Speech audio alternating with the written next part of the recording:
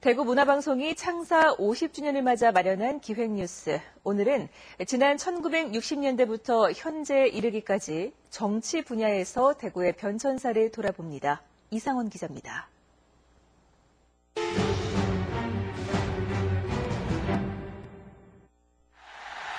1960년 2월 28일 대구 지역 고등학생들이 이승만 독재 정권에 항거하며 걸기한 2.28 민주운동은 이승만 독재 정권을 무너뜨린 4.19 혁명의 시발점이었습니다.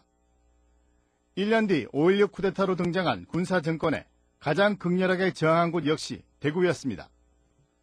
자유당 시절부터 대구는 우리나라 민주화 운동의 중심지, 야당의 중심축이었습니다. 대구의 민심이, 대구의 방향이 어디로 가느냐. 그것부터 먼저 물어보고 당론을 정했을 정도로 대구가 그 당시에 말하자면 우리나라의 야당의 정치 흐름의 중심에 섰다는 것입니다. 1963년에 실시된 제5대 대통령 선거 결과 경북에서 박정희 후보의 득표율은 55.6%, 절반을 조금 넘는 정도였습니다. 67년 6대 대선 때는 64%, 그리고 71년 제7대 대선에서는 75.6%로 대선이 거듭될 때마다 10%포인트 가깝게 득표율이 올랐습니다.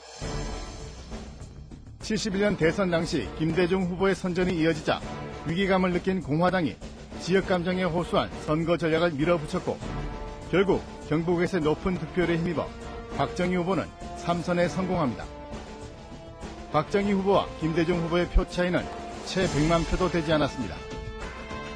71년 대선을 기점으로 야도 대구는 여당의 텃밭으로 이름표를 바꿔달았고 대구 경북에서 야당 후보가 선거에서 당선되기란 낙타가 바늘구멍을 통과하는 것보다 어렵게 됐습니다.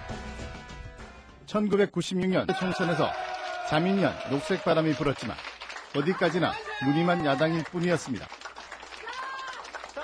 여당 후보는 깃발만 꽂으면 당선되는 정치 지형 속에서 후보들은 유권자는 뒷전인 채 공천을 받는 데만 급급하고 이른바 서울 TK가 지역 감정에 가장 큰 혜택을 보는 게 왜곡된 정치 구도로 굳어져 버렸습니다. 기형적인 정치 지형이 결국 지역 발전의 후퇴로 이어진다는데 문제의 심각성이 있습니다.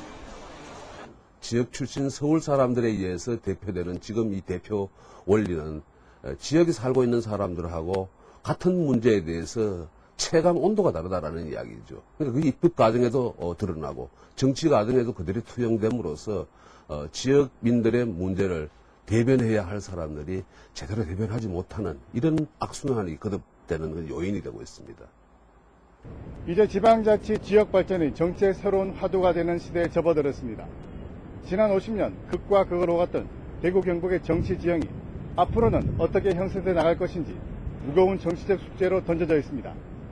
MBC 뉴스 이상호입니다.